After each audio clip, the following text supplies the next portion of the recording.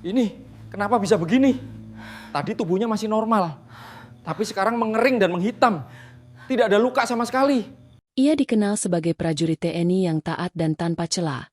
Namun setelah meninggal, jenazahnya mengering dan menghitam tanpa sebab medis. Rahasia apa yang ia sembunyikan hingga azab datang saat semua orang mengira hidupnya telah berakhir dengan tenang? Apa yang akan kamu dengar dalam cerita ini mungkin terasa tenang di awal, namun menyimpan akhir yang tidak terduga. Sebelum kita melangkah ke kisah selanjutnya, silahkan tuliskan di kolom komentar dari kota mana saja Anda menonton. Semoga kebersamaan ini membawa berkah, menjadi pengingat bahwa kita semua adalah saudara yang saling mendoakan dalam kebaikan. Untuk setiap penonton yang dengan ikhlas menekan tombol like dan subscribe channel ini, semoga Allah melindungi kita semua, menjaga langkahnya, melapangkan jalan rezekinya, menenangkan hatinya, menyehatkan jasmani dan rohani, dan mengabulkan segala doa-doa yang tersimpan dalam dada kita. Amin ya Rabbal Alamin. Baiklah, setelah tadi kita saling menyapa dan berdoa, sekarang mari kita mulai ceritanya. Siapkan hati dan pikiran, ikuti setiap alur kisah ini dengan penuh rasa, karena di balik cerita ada pelajaran yang bisa kita ambil bersama. Rangga Purnama dikenal sebagai prajurit yang nyaris tanpa celah. Di kesatuannya, namanya sering disebut sebagai contoh disiplin yang konsisten. Ia datang paling awal, pulang paling akhir, dan jarang terdengar mengeluh. Setiap perintah dijalankan tanpa banyak tanya. Baginya, patuh bukan sekadar kewajiban, tetapi bentuk kehormatan. Posturnya tegap, rapi dalam seragam, dan tenang dalam bersikap. Ia tidak banyak bicara, namun setiap kata yang keluar dari mulutnya terukur. Rekan-rekannya menaruh hormat, bukan karena Rangga keras atau menakutkan, melainkan karena ia terlihat selalu siap menanggung tanggung jawab yang orang lain hindari. Di luar tugas, Rangga dikenal sebagai prajurit yang taat beribadah. Ia tidak pernah melewatkan waktu salat, bahkan saat latihan berat sekalipun. Di barak, ia sering terlihat menyendiri di sudut ruangan untuk berdoa. Tidak ada sikap pamer, tidak ada ceramah panjang. Ia menjalankan ibadahnya dengan cara yang terlihat sederhana, tetapi konsisten. Atasan menilai Rangga sebagai prajurit yang seimbang, tegas di lapangan, tenang dalam kehidupan pribadi, dan tertib dalam keyakinan. Beberapa rekan menjadikannya tempat bertanya, bukan soal tugas, tetapi soal ketenangan hidup. Rangga selalu menjawab seperlunya. Ia tidak merasa dirinya lebih baik, setidaknya itu yang terlihat dari luar. Di rumah, Rangga menjalani hidup yang tertata. Tidak mewah, tidak berlebihan. Ia menjaga jarak dari pergaulan yang tidak perlu. Hari-harinya diisi dengan rutinitas yang hampir selalu sama. Bangun pagi, bersiap ke kesatuan, menjalankan tugas, pulang, beribadah, lalu beristirahat. Pola itu ia jalani bertahun-tahun tanpa merasa bosan. Bagi Rangga, keteraturan adalah cara menjaga diri.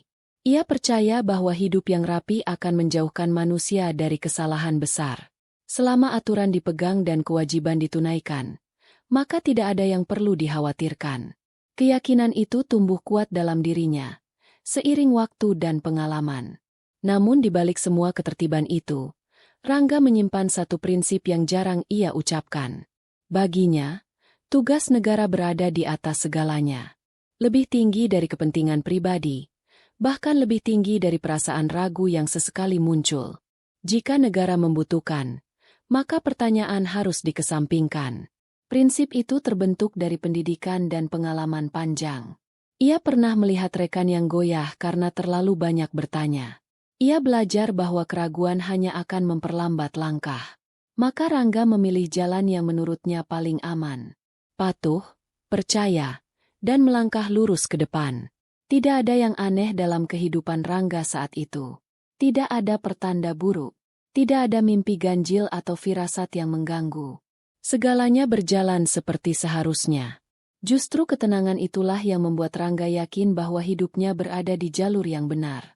Ia tidak menyadari bahwa keyakinan yang terlalu kokoh bisa berubah menjadi penutup nurani. Bahwa keteraturan yang ia banggakan perlahan membentuk dinding, memisahkan dirinya dari pertanyaan-pertanyaan kecil yang seharusnya dijawab sejak awal. Pada titik itu, Rangga Purnama hanyalah seorang prajurit teladan. Seorang yang dipercaya, dihormati, dan dipuji karena ketaatannya. Tidak ada yang menduga bahwa di balik ketenangan tersebut, tersimpan sebuah pilihan yang kelak akan menuntut pertanggungjawaban paling sunyi. Perintah itu datang tanpa banyak penjelasan. Rangga Purnama dipanggil ke ruangan atasan pada pagi yang tampak biasa. Tidak ada tanda khusus. Tidak ada nada tegang. Semua berjalan seperti pemanggilan tugas lainnya yang pernah ia jalani. Di dalam ruangan, suasana tenang namun tertutup. Atasan Rangga berbicara singkat dan langsung pada inti. Ada sebuah penugasan sensitif yang membutuhkan kedisiplinan penuh, kerahasiaan total, dan kesiapan mental.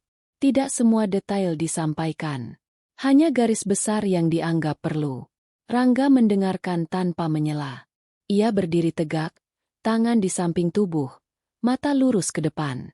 Saat diminta kesiapan, ia menjawab tegas.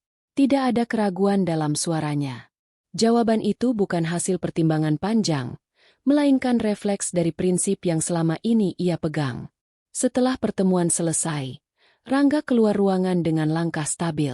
Di lorong, ia berhenti sejenak, bukan karena ragu, tetapi karena kebiasaan menenangkan diri sebelum menerima tanggung jawab baru. Ia menarik napas perlahan, lalu melanjutkan langkahnya. Di benaknya, beberapa pertanyaan muncul, bukan tentang bahaya atau risiko, melainkan tentang batas.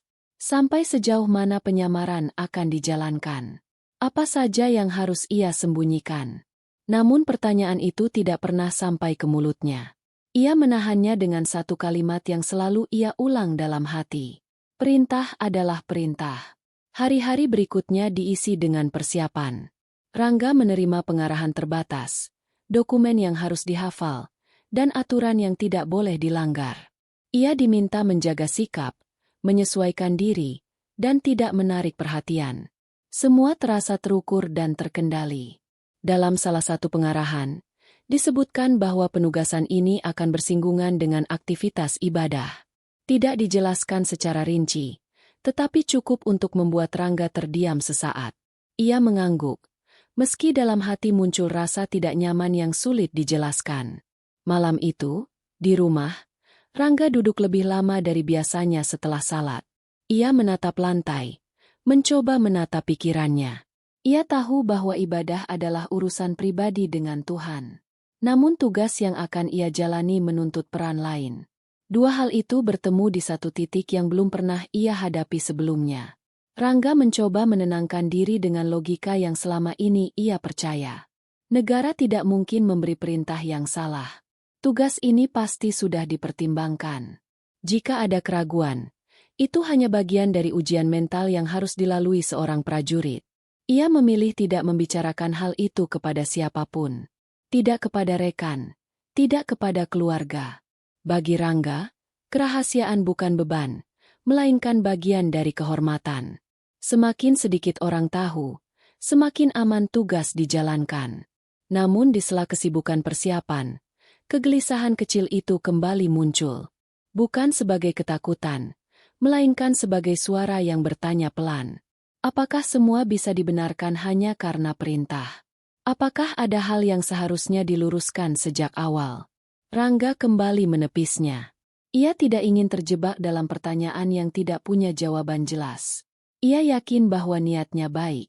Ia tidak mencari keuntungan pribadi. Ia hanya menjalankan tugas. Keyakinan itu ia pegang erat, seperti pegangan saat melangkah di tempat gelap. Beberapa hari kemudian, semua siap. Jadwal telah ditetapkan. Identitas penyamaran telah disusun.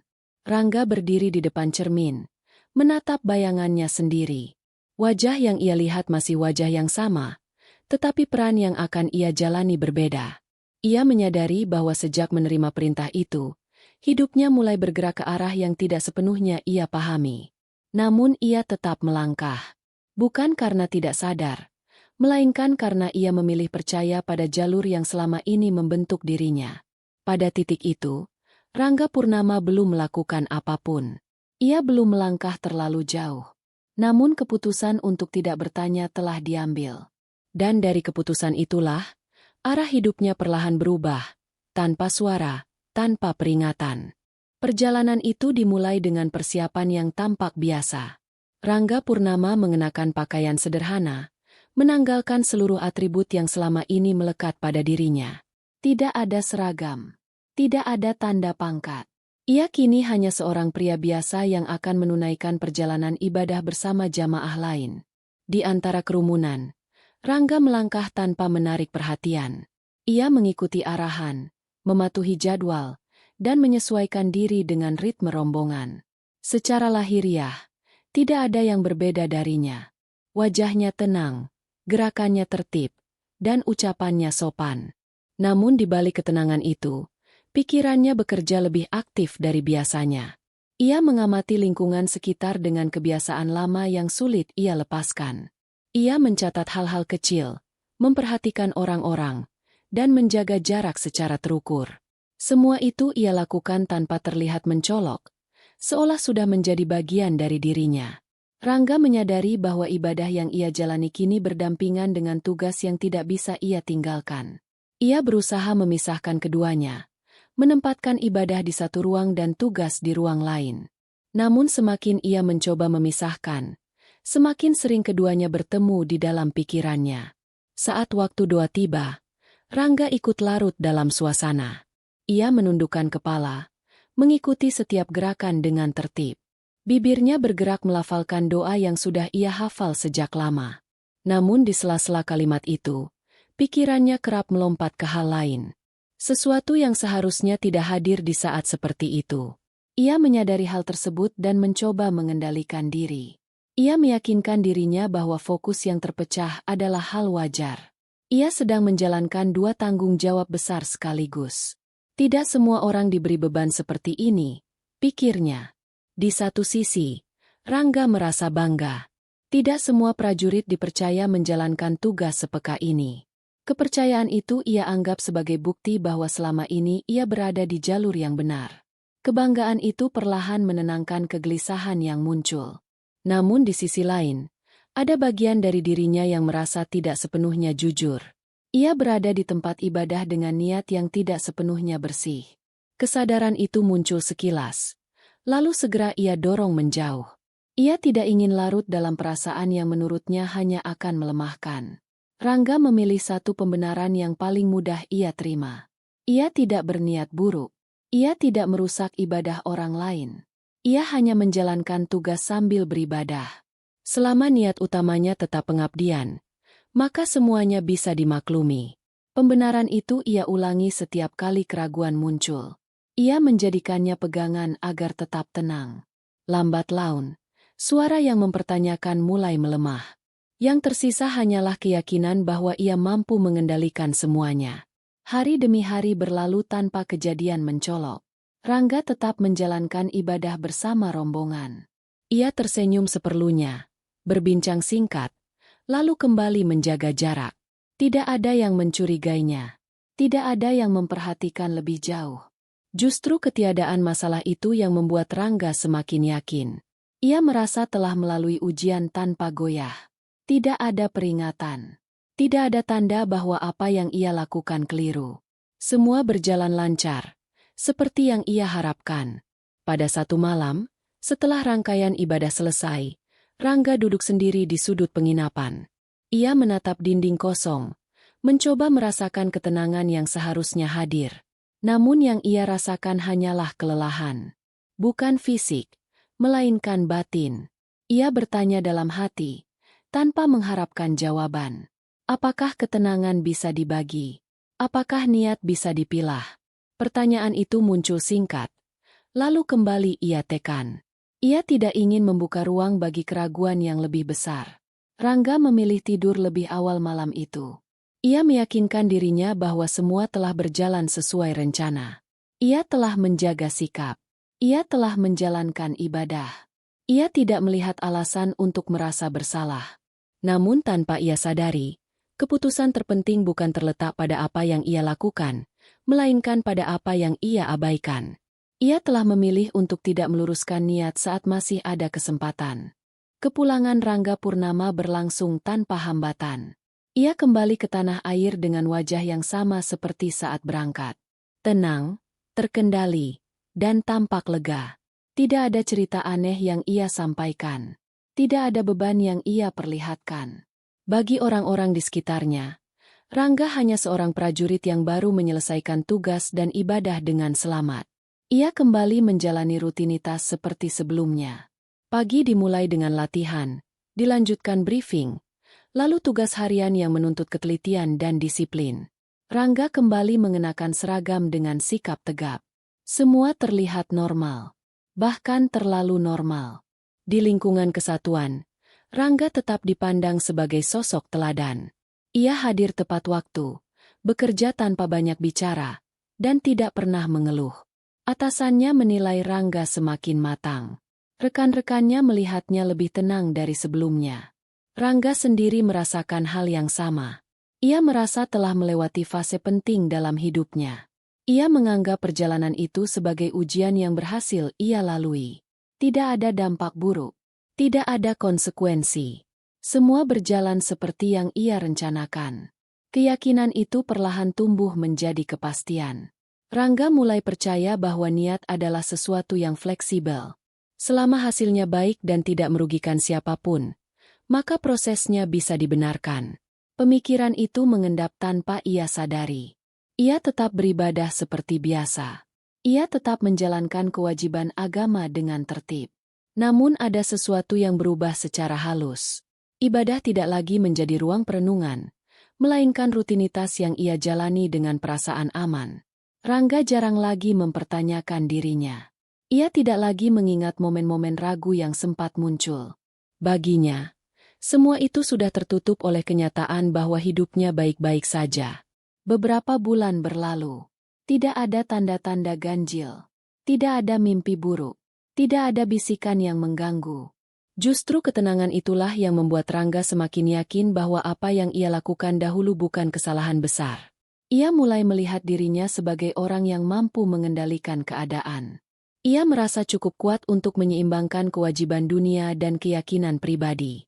Kepercayaan diri itu tumbuh tanpa ia sadari telah bergeser menjadi pembenaran. Pada suatu kesempatan, Rangga diminta memberi arahan kepada prajurit muda. Ia berbicara tentang disiplin, loyalitas, dan pengabdian. Kata-katanya tegas dan terukur.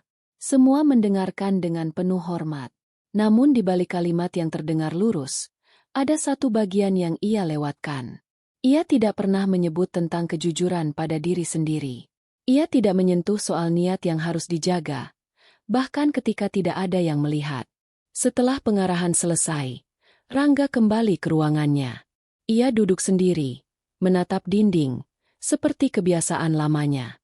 Tidak ada kegelisahan, tidak ada pertanyaan, hanya rasa puas yang samar. Di rumah, kehidupan berjalan stabil. Ia bercengkerama dengan keluarga, menjalani hari libur dengan sederhana. Tidak ada konflik, tidak ada tekanan. Semua tampak terkendali. Namun ketenangan itu perlahan berubah menjadi jarak. Rangga mulai merasakan bahwa beberapa hal tidak lagi menyentuhnya seperti dulu. Ia tidak mudah tersentuh oleh nasihat. Ia tidak lagi merasa perlu mengoreksi diri. Ia merasa sudah cukup baik. Tanpa disadari, Rangga mulai menutup ruang evaluasi dalam hidupnya. Ia berhenti mendengar suara kecil yang dulu sempat muncul. Ia memilih percaya pada hasil yang tampak, bukan pada proses yang ia jalani. Perubahan dalam diri Rangga Purnama tidak terjadi secara tiba-tiba. Ia hadir dalam bentuk yang kecil, nyaris tidak terasa. Tidak ada peristiwa besar yang menandai pergeseran itu. Hanya kebiasaan-kebiasaan yang perlahan bergeser tanpa disadari. Rangga masih menjalankan tugas dengan baik. Ia tetap disiplin, tetap patuh pada perintah, dan tetap dihormati. Namun cara ia memandang pekerjaannya mulai berbeda. Ia tidak lagi melihat tugas sebagai amanah yang harus dijalani dengan hati bersih, melainkan sebagai kewajiban yang cukup diselesaikan dengan hasil. Dalam rapat, Rangga lebih sering diam. Ia mendengarkan, mencatat, lalu melaksanakan tanpa banyak bertanya. Bagi atasan, itu tanda kedewasaan. Bagi Rangga sendiri, Itu cara untuk menjaga jarak dari keraguan yang tidak ingin ia hadapi. Ia mulai menghindari percakapan yang terlalu dalam. Ketika rekan-rekannya membahas nilai, tanggung jawab moral, atau konsekuensi batin dari sebuah keputusan, Rangga memilih fokus pada teknis. Ia merasa hal-hal seperti itu tidak lagi relevan dengan posisinya. Di luar dinas, kebiasaan ibadahnya tetap terjaga. Namun ia mulai melakukannya dengan pola yang sama setiap hari, tanpa refleksi. Gerakan demi gerakan berjalan otomatis. Doa-doa terucap tanpa jeda untuk merenung. Ada saat-saat tertentu ketika Rangga berhenti sejenak setelah beribadah. Ia merasakan kehampaan yang sulit dijelaskan. Bukan rasa bersalah, bukan pula penyesalan. Lebih seperti ruang kosong yang tidak terisi apapun. Namun perasaan itu selalu ia singkirkan dengan cepat. Rangga meyakinkan dirinya bahwa tidak semua hal harus dirasakan. Ia percaya ketegasan adalah bagian dari profesionalisme. Terlalu banyak berpikir, menurutnya, hanya akan melemahkan fokus. Beberapa kali ia mendapat pujian atas kinerjanya. Penghargaan kecil, kepercayaan tambahan, dan penilaian baik dari pimpinan membuat keyakinannya semakin kuat. Ia merasa jalur hidupnya benar. Tidak ada yang perlu diperbaiki. Di rumah, hubungan dengan keluarga tetap berjalan baik. Ia hadir secara fisik, berbicara seperlunya, dan memenuhi tanggung jawab. Namun ia jarang membagi isi pikirannya. Ia memilih menyimpan semuanya sendiri. Pada suatu malam, Rangga terbangun tanpa sebab yang jelas. Ia duduk di tepi tempat tidur, menatap gelap. Tidak ada mimpi buruk, tidak ada suara aneh. Hanya perasaan sesak yang datang tiba-tiba lalu menghilang. Ia menghela napas dan kembali berbaring. Baginya, itu hanya kelelahan, tidak lebih. Hari-hari berikutnya berjalan serupa. Aktivitas padat, hasil memuaskan, dan ketenangan yang tampak utuh. Namun di balik itu, Rangga mulai kehilangan kepekaan. Ia tidak lagi mudah tersentuh oleh kisah orang lain. Ia mendengar, tetapi tidak benar-benar menyerap. Ketika seorang prajurit muda mengaku ragu terhadap keputusan yang harus ia ambil, Rangga menanggapinya dengan singkat. Ia menyarankan untuk fokus pada perintah dan tidak mempersulit keadaan. Nasihat itu terdengar benar, tetapi terasa kosong. Rangga tidak menyadari bahwa ia sedang mengulang pola yang sama. Mengedepankan pembenaran, mengabaikan peringatan batin, dan menunda kejujuran pada diri sendiri. Tekanan itu datang tanpa suara. Tidak meledak, tidak memaksa. Ia hadir seperti udara yang perlahan menipis. Membuat Rangga Purnama merasa sesak tanpa tahu penyebab pastinya. Tugas-tugas Rangga mulai berubah sifatnya. Ia tidak lagi hanya menjalankan perintah teknis. Ia kini sering diminta menilai, menyaring, dan merekomendasikan keputusan yang menyentuh kehidupan orang lain. Setiap laporan yang ia tanda tangani membawa dampak lebih besar dari sebelumnya. Di atas kertas, semuanya tampak rapi. Prosedur dipenuhi. Aturan dipatuhi. Namun Rangga mulai menyadari bahwa tidak semua keputusan bersih dari kompromi. Ada celah-celah kecil yang sengaja dibiarkan terbuka demi efisiensi dan kepentingan tertentu. Awalnya, Rangga menerima itu sebagai bagian dari sistem. Ia berkata pada dirinya sendiri bahwa ia bukan pembuat aturan. Ia hanya pelaksana. Keyakinan lama kembali ia gunakan sebagai pelindung batin. Namun, sesuatu berubah ketika ia mulai merasakan beban setelah setiap keputusan besar. Bukan rasa takut diketahui orang lain, melainkan ketidaknyamanan yang muncul saat ia sendirian. Beberapa malam, Rangga duduk lebih lama setelah salat. Ia menatap lantai tanpa tujuan. Pikirannya dipenuhi pertanyaan yang tidak ia ucapkan. Apakah semua ini benar-benar perlu? Apakah niatnya masih lurus? Apakah ia masih jujur pada dirinya sendiri? Pertanyaan-pertanyaan itu tidak pernah ia jawab. Ia memilih bangkit dan melanjutkan rutinitas. Di kantor, perubahan sikap Rangga mulai terlihat oleh orang-orang terdekatnya. Ia menjadi lebih pendiam, lebih cepat mengakhiri percakapan, lebih sering terlihat lelah meski jam kerjanya tidak bertambah. Seorang rekan lama sempat menegurnya dengan nada bercanda, menyebut Rangga terlihat menanggung beban yang tidak terlihat. Rangga hanya tersenyum tipis. Ia tidak menjelaskan apapun. Bagi Rangga, menjelaskan berarti membuka sesuatu yang selama ini ia kunci rapat. Ia tidak siap untuk itu. Tekanan itu mencapai titik tertentu saat Rangga harus menangani satu keputusan yang sangat sensitif. Semua pihak menunggu rekomendasinya. Setiap pilihan membawa konsekuensi. Tidak ada jalan yang benar-benar bersih. Rangga membaca ulang dokumen itu berkali-kali. Ia memahami isinya. Ia tahu dampaknya. Namun di saat yang sama, ia tahu bahwa rekomendasi yang akan ia buat bukan sepenuhnya sesuai dengan nurani. Tangannya sempat berhenti di atas meja. Untuk sesaat, ia teringat pada masa-masa awal pengabdiannya. Saat ia percaya bahwa kebenaran tidak bisa ditawar. Saat ia yakin bahwa niat adalah fondasi dari semua tindakan. Kenangan itu berlalu cepat. Rangga menandatangani dokumen tersebut. Sejak hari itu, tekanan dalam dirinya tidak lagi samar. Ia mulai merasakan kelelahan yang tidak hilang meski tubuhnya beristirahat. Kepalanya sering terasa berat. Konsentrasinya mudah buyar. Ia tetap menjalankan tugas dengan baik. Tidak ada kesalahan besar. Tidak ada kelalaian yang terlihat. Namun di dalam dirinya, sesuatu terus menekan tanpa henti. Rangga mulai menyadari bahwa ia tidak lagi merasa tenang setelah menyelesaikan pekerjaan. Tidak ada kepuasan. Tidak ada kelegaan. Hanya kekosongan yang semakin luas. Ia mencoba menenangkan diri dengan logika. Ia mengulang keyakinan lamanya. Tugas negara. Pengabdian. Kepentingan yang lebih besar. Semua itu terdengar masuk akal, tetapi tidak lagi mampu meredam perasaan yang muncul. Rangga Purnama mulai menyadari bahwa tekanan yang ia rasakan bukan lagi sekadar kelelahan. Ia adalah akumulasi dari keputusan-keputusan lama yang tidak pernah benar-benar ia selesaikan di dalam hati. Hari-hari Rangga berjalan lebih berat dari biasanya. Setiap kali mengenakan seragam, ia merasa sedang membawa sesuatu yang tidak terlihat.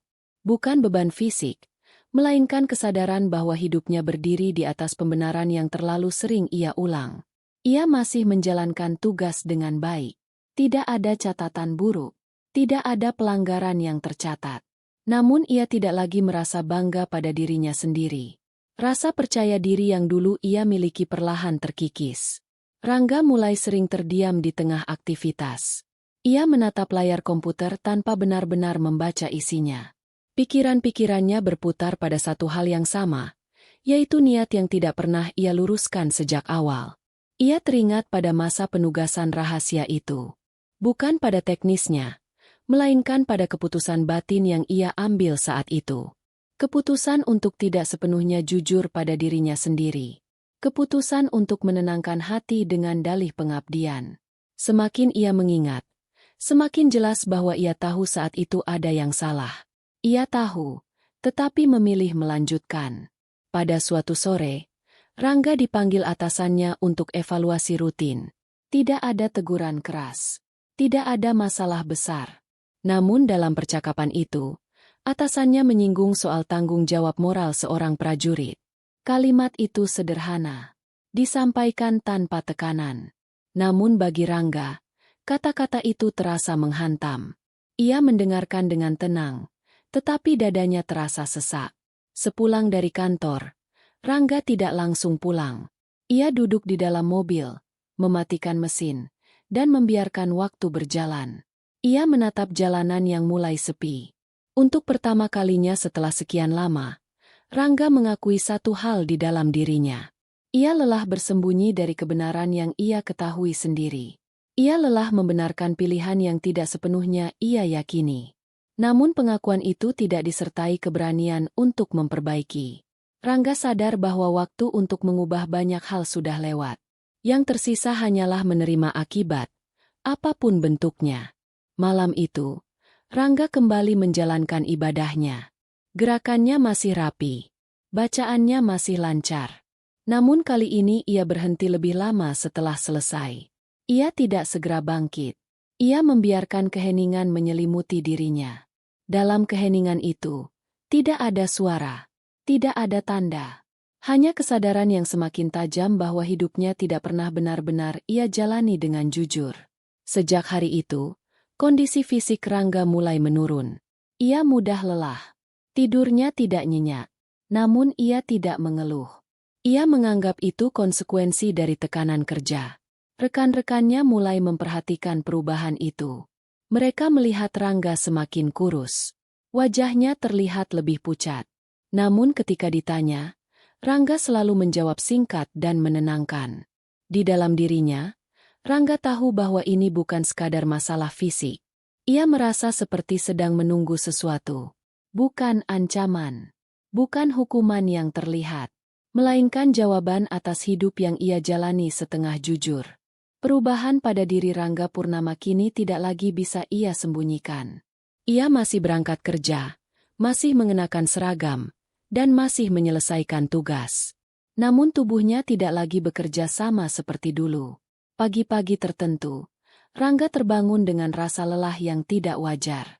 Bukan pegal, bukan sakit yang jelas. Lebih seperti tenaga yang terkuras tanpa sebab. Ia memaksakan diri bangun karena merasa kewajiban tidak bisa menunggu. Di kantor, konsentrasinya sering terpecah. Ia membaca laporan lebih lama dari biasanya. Ia harus mengulang kalimat yang sama agar benar-benar memahaminya. Hal seperti itu belum pernah ia alami sebelumnya. Beberapa kali ia meminta izin keluar ruangan untuk menarik napas. Dadanya terasa berat, seolah ada tekanan yang menahan dari dalam. Namun pemeriksaan singkat tidak menunjukkan apapun yang mencurigakan. Rangga mulai menyadari bahwa ini bukan sekadar kondisi fisik. Ada sesuatu yang lebih dalam, sesuatu yang tidak bisa dijelaskan dengan istilah medis atau kelelahan kerja. Pada suatu hari, ia diminta menghadiri pertemuan kecil yang membahas hasil evaluasi tugas-tugas lama. Tidak ada penyelidikan, tidak ada tuduhan. Namun pembahasan itu membuat Rangga kembali mengingat keputusan-keputusan yang pernah ia buat. Setiap poin yang dibahas terasa seperti membuka lapisan lama yang selama ini ia tutup rapat. Rangga mendengarkan tanpa menyela. Wajahnya tenang, tetapi pikirannya bergejolak.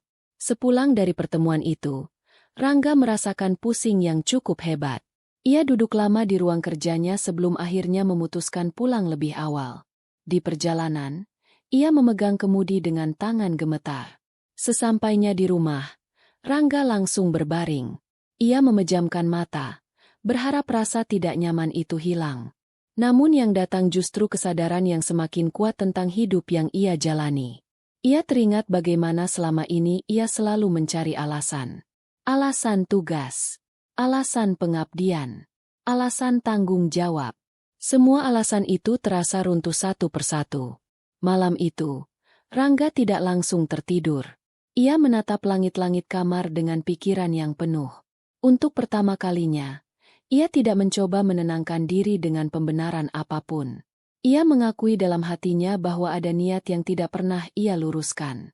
Ada keputusan yang ia ambil bukan karena yakin, tetapi karena merasa aman. Kesadaran itu terasa berat, tetapi juga jujur. Sejak malam itu, kondisi Rangga semakin menurun. Nafsu makannya berkurang. Wajahnya tampak lebih tirus. Orang-orang di sekitarnya mulai khawatir. Meski Rangga selalu mengatakan dirinya baik-baik saja. Ia menolak ketika disarankan untuk beristirahat panjang. Ia merasa waktunya tidak banyak. Bukan karena tugas, tetapi karena ada dorongan kuat untuk menyelesaikan sesuatu. Meski ia sendiri tidak tahu apa. Dalam ibadahnya, Rangga tidak lagi sekadar menjalankan rutinitas. Ia berhenti lebih lama. Ia diam lebih lama. Tidak ada permintaan khusus yang ia ucapkan. Hanya kejujuran yang akhirnya ia akui di dalam hati. Rangga Purnama mulai memahami bahwa tubuhnya sedang menuju batas. Ia tidak mengucapkannya pada siapapun. Tetapi kesadaran itu hadir setiap pagi ketika ia terbangun dengan napas lebih pendek dari biasanya. Ia masih memaksakan diri menjalani rutinitas. Seragam masih ia kenakan dengan rapi. Langkahnya masih tegap meski tidak sekuat dulu. Namun di balik itu, Rangga merasakan waktu berjalan lebih cepat. Atasan akhirnya memintanya untuk beristirahat. Bukan perintah keras, hanya saran yang tegas. Rangga menerimanya tanpa banyak bicara. Ia tahu tubuhnya tidak lagi bisa diajak berkompromi. Hari-hari berikutnya ia habiskan di rumah. Tidak ada kegiatan berat. Tidak ada tugas dinas. Untuk pertama kalinya setelah sekian lama, Rangga benar-benar sendirian dengan pikirannya. Kesunyian itu membuka banyak ruang yang selama ini ia tutup. Ia mengingat masa mudanya, saat niatnya sederhana. Ia ingin mengabdi tanpa pamrih. Ia ingin menjalani hidup dengan jujur, baik kepada negara maupun kepada Tuhan. Ia juga mengingat titik-titik ketika niat itu mulai bergeser. Tidak dalam satu kejadian besar, melainkan lewat keputusan kecil yang terus ia benarkan. Setiap pembenaran terasa ringan saat diucapkan, tetapi berat saat diingat kembali. Rangga tidak menyalahkan siapapun. Ia tahu semua pilihan itu ia ambil sendiri. Tidak ada paksaan. Tidak ada ancaman. Hanya rasa aman yang ia kejar. Pada suatu sore, Rangga duduk di ruang tamu, menatap halaman rumah yang sepi. Ia merasakan kelelahan yang berbeda. Bukan lelah fisik, melainkan kelelahan karena terlalu lama memikul sesuatu yang tidak pernah ia akui. Ia menarik napas dalam. Untuk pertama kalinya, Rangga tidak mencoba menguatkan diri dengan alasan apapun. Ia tidak menyebut pengabdian. Ia tidak menyebut tugas. Ia hanya mengakui bahwa ada niat yang tidak pernah ia luruskan. Kesadaran itu datang tanpa suara. Tidak ada tangis. Tidak ada penyesalan yang meledak. Hanya penerimaan yang tenang, tetapi berat. Malam-malam Rangga menjadi lebih panjang. Tidurnya sering terputus. Ia terbangun dengan pikiran yang jernih, seolah tubuhnya melemah, tetapi kesadarannya justru semakin terang. Ia mulai menata hal-hal kecil, dokumen pribadi, barang-barang sederhana. Ia melakukannya tanpa panik, tanpa rasa takut yang berlebihan. Seperti seseorang yang tahu bahwa perjalanan akan segera berakhir. Keluarganya menyadari perubahan itu. Mereka melihat Rangga lebih pendiam, tetapi juga lebih lembut. Ia lebih sering mendengarkan, lebih jarang berbicara panjang. Ketika ditanya tentang kondisinya, Rangga hanya tersenyum dan mengatakan bahwa semuanya baik-baik saja. Ia tidak ingin kegelisahannya menjadi beban bagi orang lain. Pada suatu malam yang sunyi, Rangga duduk sendiri setelah ibadah. Ia tidak memohon panjang. Ia tidak menyebut daftar kesalahan. Ia hanya diam, membiarkan kejujuran yang selama ini ia tahan akhirnya hadir sepenuhnya. Dalam diam itu, Rangga memahami satu hal, bahwa hidupnya tidak akan diukur dari apa yang terlihat orang lain, melainkan dari apa yang ia simpan di dalam dirinya sendiri. Rangga Purnama wafat pada suatu pagi yang tenang. Tidak ada kegaduhan. Tidak ada tanda penderitaan yang mencolok. Ia mengembuskan napas terakhir di rumahnya, ditemani keheningan yang tidak berbeda dari hari-hari sebelumnya. Kabar kepergiannya menyebar dengan cepat. Rekan-rekan sejawat mengenangnya sebagai prajurit disiplin dan berdedikasi. Tidak sedikit yang menyebut Rangga sebagai contoh keteguhan dalam menjalankan tugas dan ibadah. Tidak ada kecurigaan apapun hingga proses pengurusan jenazah dimulai. Saat jenazah Rangga dipersiapkan, kejanggalan mulai terlihat. Tubuhnya yang sebelumnya tampak wajar perlahan berubah. Dalam hitungan waktu yang singkat, kulitnya mengering dengan cepat. Wajahnya menyusut. Warna tubuhnya menghitam seperti terkena panas yang tidak wajar. Orang-orang yang berada di ruangan itu terdiam. Tidak ada luka. Tidak ada bekas penyakit. Namun tubuh Rangga terlihat seperti kerangka yang mengering dan gosong, seolah energi hidupnya ditarik habis tanpa sisa. Petugas yang menangani jenazah saling berpandangan. Mereka mencoba tetap tenang dan profesional, tetapi tidak satu pun dari mereka pernah melihat kondisi seperti itu sebelumnya. Keluarga Rangga terpukul. Tidak ada penjelasan medis yang masuk akal. Prosesnya terlalu cepat, terlalu drastis. Semua terjadi tanpa sebab yang dapat ditunjukkan secara kasat mata. Kabar tentang kondisi jenazah Rangga menyebar secara terbatas. Tidak diumumkan secara luas. Tidak dijadikan tontonan. Namun cerita itu beredar dari mulut ke mulut, meninggalkan tanda tanya yang tidak terjawab. Sebagian orang mencoba mencari penjelasan logis. Sebagian lain memilih diam. Namun bagi mereka yang benar-benar mengenal Rangga, ada kesadaran sunyi yang muncul. Azab itu tidak datang dalam bentuk petir atau bencana besar. Ia datang dalam bentuk yang paling personal. Tubuh yang menjadi saksi dari hidup yang dijalani dengan pembenaran, tetapi tanpa kejujuran penuh. Rangga tidak dihukum di medan tugas. Tidak pula saat menjalankan ibadah. Ia diberi waktu. Diberi kesempatan untuk meluruskan niatnya. Namun waktu itu berlalu tanpa benar-benar ia gunakan. Tubuhnya yang mengering menjadi simbol dari batin yang lama kosong. Bukan karena ia tidak beriman, melainkan karena ia menunda kejujuran pada dirinya sendiri terlalu lama. Pemakaman berlangsung sederhana. Tidak ada pidato panjang. Tidak ada sanjungan berlebihan. Hanya doa yang dipanjatkan dalam diam. Bagi sebagian orang, Rangga tetap dikenang sebagai prajurit baik. Bagi sebagian lain, kisahnya menjadi pengingat yang menyesakkan.